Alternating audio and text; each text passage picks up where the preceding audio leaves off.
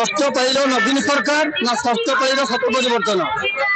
ନାଇଁ ଲାଗୁଛି ତ ବର୍ତ୍ତମାନ ବିଜେପି ଇନକ୍ରିଜ କରୁଛି କିନ୍ତୁ କହିହଉନି କଣ ହେଇପାରେ କହିହଉନି କିଛି ବି ମାଉସୀ ନମସ୍କାର। ନମସ୍କାର। ଏଥର କାହାକୁ ଭୋଟ ଦଉଛନ୍ତି? ଶଙ୍କର ପଦ୍ମର କାହିଁକି? ଭଲରେ ରହିମୁ ଭଲରେ ଚଳିମୁ। ଆଜ୍ଞା ଏଥର ପରିବର୍ତ୍ତନ ଚାହୁଁଛନ୍ତି ନା କଣ ଚାହୁଁଛନ୍ତି? ପରିବର୍ତ୍ତନ ତ ନିଶ୍ଚିତ 100% ପରିବର୍ତ୍ତନ ହବ କାହିଁକିନା ଲୋକ ଅଲରେଡି ତାଙ୍କ ମାନେ ମନ ସ୍ଥିର କରିସାରିଲେଣି ପରିବର୍ତ୍ତନ ପାଇଁ। କାହିଁକିନା ବର୍ତ୍ତମାନ ଯୋଉ ସରକାର ଚାଲିଛି ସିଏ ହଉଛି କଣ ନା ମାନେ ଅନ୍ଧ କାନ୍ଧରେ ଛୋଟା ବସି ବାଟ ଚାଲୁଛି ଅନ୍ଧ। ବୁଝିପାରିଲେ କି? ଅନ୍ଧ କିଏ ଆଉ ଛୋଟା କିଏ ଆପଣ ମାନେ ଚିନ୍ତା କରନ୍ତୁ। ଏଟା 100% ପରିବର୍ତ୍ତନ ହବ। ବିକେ ପାଣ୍ଡିଆ କହିଲେ ଆମେ ସରକାର କରିସାରିଲୁ, ସରକାର ପାଇଁ ଆମର ରେଡି ହେଇଗଲାଣି, ଆପଣ କଣ କହୁଛନ୍ତି? ଆଗେ ଆମର ଆଗରୁ ଥିଲା ବିଜୁ ଓଡିଶା ତାପରେ ହେଲା ନବୀନ ଓଡିଶା 4 ତାରିଖ ପରେ ଯଦି ସିଏ କହୁଛନ୍ତି ଏଟା କାଣ୍ଡ ଓଡିଶା ହେଇଯିବ। ଷଷ୍ଠ ପାଳିରେ ନବୀନ ସରକାର ନା ଷଷ୍ଠ ପାଳିର ସତ୍ତା ପରିବର୍ତ୍ତନ? ଷଷ୍ଠ ପାଳିରେ ସତ୍ତା ପରିବର୍ତ୍ତନ। କାହିଁକି?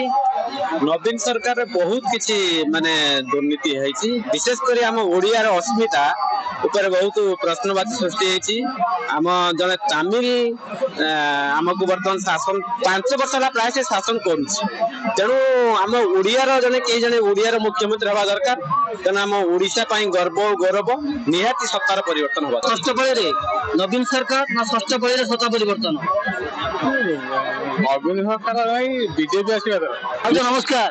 ନମସ୍କାର। ଏଥର କାହାକୁ ଭୋଟ ଦଉଛନ୍ତି? ଭୋଟ ଦେବି ଯାହା ଦେଲେ ଆଉ ତଥାପି ଟିକେ କହୁନାହାନ୍ତି। ସେଇଟା ସିକ୍ରେଟ, ଏଟା କହିହବନି। ଆଜ୍ଞା ମଉସା ନମସ୍କାର। ନମସ୍କାର। ଓଡିଶାର ଷଷ୍ଠ ପାଳିର ନବୀନ ସରକାର ନା ଷଷ୍ଠ ପାଳିର ସତ୍ତା ପରିବର୍ତ୍ତନ? ଷଷ୍ଠ ପାଳିର ସତ୍ତା ପରିବର୍ତ୍ତନ। କାହିଁକି? ବର୍ତ୍ତମାନ ସବୁଠୁ ଓଡିଶାର ଯୋଉ ବଡ ଘଟଣା ଗୋଟେ ଘଟିଛି, ବଡ ଘଟଣା ଯେ ଆମର ନରେନ୍ଦ୍ର ମୋଦି ଓଡିଶାବାସୀଙ୍କ ପାଇଁ ଗୋଟେ ମାନେ ଦେଇଛନ୍ତି ଡିକ୍ଲାରେସନ ଆଉ ଗ୍ୟାରେଣ୍ଟି ଦେଇଛନ୍ତି ଯେ 3100 ଟଙ୍କା ଆମର ଧାନ ଦର ସେ ଡିକ୍ଲାରେସନ ଦେଇଛନ୍ତି। ସେଇଟା ହଉଛି ଭାରତର ପ୍ରଥମ କଥା। ମାଉସୀ ନମସ୍କାର। ଆଜ୍ଞା ଏଥର କାହାକୁ ଭୋଟ ଦଉଛନ୍ତି? ଆମ ଗାଁ ପିଲାକୁ ଗାଁ ପିଲା କିଏ?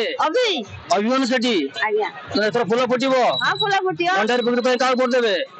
ସେଇ ଅଭି ଅଭି ଆପଣ ଗୋଟିଏ ଚିହ୍ନିଛନ୍ତି ଦଳ ପଦ୍ମ ଫୁଲ। ଏଥର ଓଡିଶାର ସତ୍ତା ପରିବର୍ତ୍ତନ ନା ଷଷ୍ଠ ପାଳିର ନବୀନ ସରକାର? ଆମର ଦରକାର ବିଜେପି ସରକାର। କାହିଁକି? ଆମର ମୋଦି ସରକାର ଦରକାର ନାହିଁ ନା ଦରକାର ଆମର ଦରକାର ନାହିଁ, ନବୀନ ସରକାର ଆମର ଦରକାର ନାହିଁ। ଆଚ୍ଛା ତେଣୁ ଏଥର ମୋଦି ଗ୍ୟାରେଣ୍ଟି ନିଶ୍ଚିତ କାମ କରିବ। ଓଡିଶାର ମୋଦି ଗ୍ୟାରେଣ୍ଟି କାମ କରିବ। ଆଉ ଭିକେ ପାଣ୍ଡିଆନ ତ କହୁଛନ୍ତି ଆମେ ସରକାର ଗଠନ କରିସାରିଲୁ। ପାଣ୍ଡିଆନକୁ ଏଠି ଆମର କହିଲେ କଣ ଆମେ ଛାଡ଼ିଦମୁ। The report 3KYT